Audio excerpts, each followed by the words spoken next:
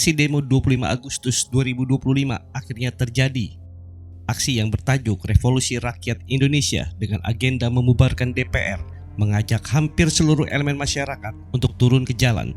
Demo ini terkait dengan kenaikan gaji dan tunjangan anggota DPR yang mencapai 100 juta lebih di tengah kondisi masyarakat yang sedang berjuang dalam hidup di tengah kesulitan ekonomi. Apalagi ditambah dengan viralnya video yang memperlihatkan aksi beberapa anggota DPR yang berjoget-joget setelah berita tentang kenaikan gaji dan tunjangan anggota DPR. Masyarakat merasa bahwa anggota DPR tidak peduli dengan rakyat, bukannya prihatin, malah berjoget ria saat rapat.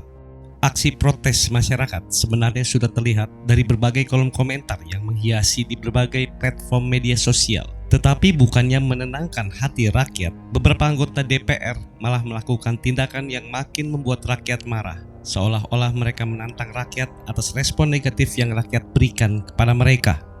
Ada anggota DPR yang memberikan klarifikasi bahwa mereka joget-joget bukan karena gaji naik, tetapi karena ada iringan musik rakyat setelah pidato Presiden Prabowo yang membuat mereka jadinya berjoget-joget. Itu karena sebagai upaya untuk merelaksasi selalu ditempatkan di acara di luar formal. Sehingga menurut kami itu sesuatu yang tidak ada masalah karena peletakannya di luar acara formal. Yang kedua itu bagian dari upaya untuk merelaksasi suasana dan keadaan. Kalau memang keadaannya seperti itu, toh harusnya buatlah kata-kata yang menyejukkan hati rakyat, atau buatlah permintaan maaf kepada rakyat karena tidak sengaja melakukan joget-joget. Pekalah terhadap rakyat yang sensitif di tengah kesulitan hidup mereka, bukannya malah melakukan tindakan yang seolah-olah meledek rakyat. Selain tindakan yang seolah-olah mengejek rakyat, ada juga anggota DPR malah mengatakan kata-kata yang membuat rakyat semakin muak. Di tengah ramainya seruan dan ajakan demo bubarkan DPR di media sosial, Wakil Ketua Komisi 3 DPR RI Ahmad Syaroni melontarkan pernyataan keras yang menyasar kelompok yang menyerukan pembubaran parlemen. Tak tanggung-tanggung, politikus Partai Nasdem ini menyebut siapapun yang menginginkan DPR bubar memiliki mental sebagai orang tertolol sedunia. Dengan nada tinggi, Syaroni menegaskan bahwa gagasan membubarkan lembaga legislatif adalah sebuah kekeliruan yang fatal. Begini kerasnya perkataan Syaroni. Mental manusia yang begitu adalah mental orang tertolol sedunia. Catat nih, orang yang cuman mental bilang bubarin DPR, itu adalah orang tolol sedunia. Iya Pak, ya, anggota DPR mah pinter semuanya. Mungkin Ahmad Syaroni lupa, ada dua presiden yang pernah dan hampir membubarkan DPR.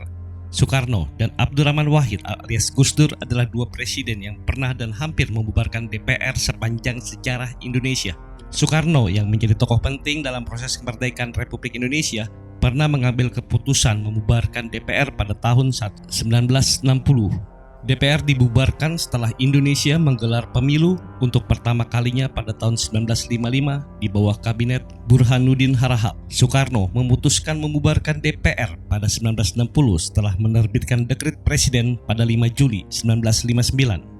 Gus Dur pernah mengeluarkan dekret presiden 23 Juli 2001. Dekret diterbitkan di Jakarta pada pukul 01.30 waktu Indonesia bagian Barat. Ada 3 hal yang dibuat Gus Dur dalam dekretnya. Salah satunya membekukan MPR dan DPR.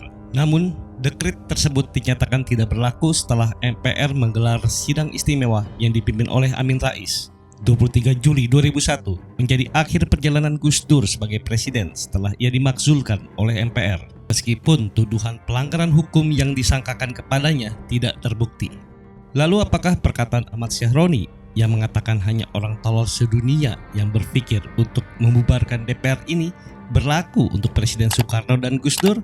Silahkan para penonton menjawabnya di kolom komentar. Belum lagi pernyataan anggota DPR dari fraksi PDIP, Deddy Sitorus, yang menyebut DPR tidak bisa disamakan dengan rakyat. Tidak melihat ini menjadi hal yang kontras antara apa yang akan didapatkan anggota DPR dengan rakyat? Ya, Anda mencampur aduk masalah. Ya, jadi mau ketika DPR dibandingkan rakyat jelata yang katakan tukang beca atau buruh, di situ Anda mengalami sesat logika. Enggak, kita bandingkan dengan rakyat yang gaji UMR. Gaji UMR. Ya, kan aneh kamu membandingkan dengan gaji UMR, Mbak. Ya, kalau mau bicara gaji, saya sebelum masuk DPR, gaji saya tahun 2000-an sudah 80 juta. Saya masuk DPR itu cuma 51 juta. Demikianlah tindakan dan kata-kata yang disajikan oleh para anggota DPR yang terhormat.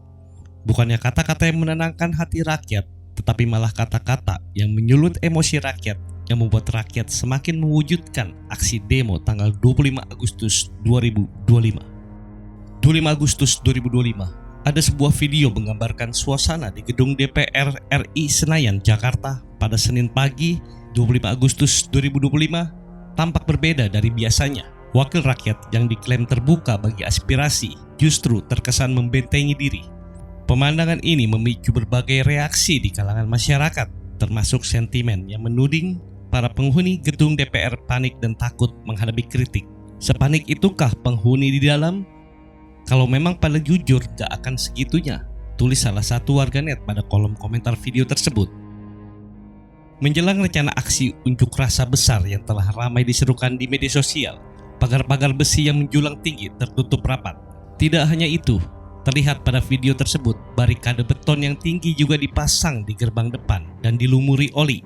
Sebuah langkah yang diduga untuk menghalau massa yang mencoba masuk ke gedung DPR. Sebelumnya, Ketua DPR RI Puan Maharani menegaskan bahwa pintu DPR akan selalu terbuka lebar bagi masyarakat yang ingin menyampaikan aspirasi, termasuk lewat aksi demonstrasi pada Senin 25 Agustus 2025. Para pendemo yang terdiri dari elemen mahasiswa, pelajar, ojek online, dan berbagai elemen rakyat lainnya mencoba menerobos barikade tersebut sambil berorasi. Mana anggota DPR yang joget-joget kemarin? Ya pasti nggak ada lah. Mereka pasti sedang sibuk membuat konten yang katanya artis itu kan. Melihat hal itu, tim gabungan dari polisi dan TNI kembali bersiaga dan membuat barikade agar para pendemo tidak bisa memasuki area DPR RI. Akhirnya, kericuhan terjadi saat para mahasiswa tetap memaksa untuk menuju ke lokasi unjuk rasa. Semakin sore, semakin banyak rakyat yang bergabung untuk melakukan aksi demonstrasi. Kericuhan pun semakin membesar. Insiden tidak dapat dihindarkan, seperti pembakaran motor, pengrusakan mobil, serta pembakaran pos polisi. Bentrokan antara polisi dan pendemo pun semakin panas. Sampai malam hari, aksi saling serang antara polisi dan massa pelajar menggunakan gas air mata serta petasan belum mereda. Dalam kurun waktu 5 menit, polisi yang berjaga di barisan depan tercatat melepaskan sekitar 15 tembakan gas air mata. Bebatuan juga terlihat semakin berserakan di lokasi bentrokan. Rentetan ledakan petasan juga masih terus terdengar, berbalasan dengan tembakan gas air mata.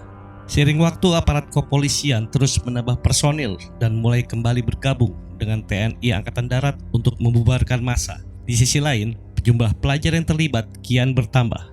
Demo 25 Agustus ini bukan hanya diikuti oleh mahasiswa, terlihatnya semua elemen masyarakat, bahkan banyaknya pelajar adalah alarm keras bagi anggota DPR atas hilangnya kepercayaan dari seluruh lapisan masyarakat.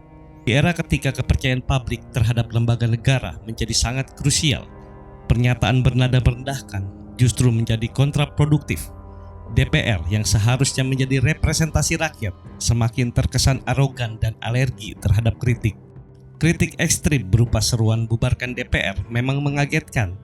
Namun harus dipahami, ia lahir dari rasa frustasi masyarakat.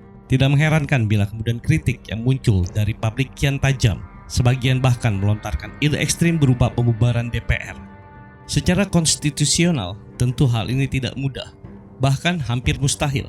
Namun secara politik, ia adalah ekspresi kekecewaan yang sah. Kekecewaan publik bukan hanya persoalan kinerja legislasi yang seret, tetapi juga catatan buram integritas. Belum lagi rangkaian kasus korupsi yang terus membayangi DPR.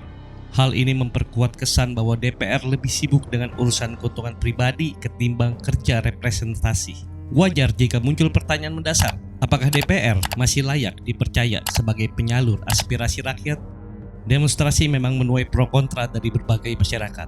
Demonstrasi memang menimbulkan sisi positif dan negatif. Ada beberapa masyarakat setuju atas demo yang dilakukan, ada juga yang tidak setuju. Tetapi untuk demo tanggal 25 Agustus 2025 ini, sepertinya hampir semua rakyat menyetujui bahwa demo ini memang harus terjadi. Hampir seluruh masyarakat benar-benar muak atas DPR yang mengaku perwakilan rakyat, tetapi isinya terdiri dari maling-maling uang rakyat. Terus berjuang dalam revolusi rakyat Indonesia. Tetap hati-hati dalam penyusup demo yang ada kepentingan politik. Semoga perjuangan ini tidak sia-sia.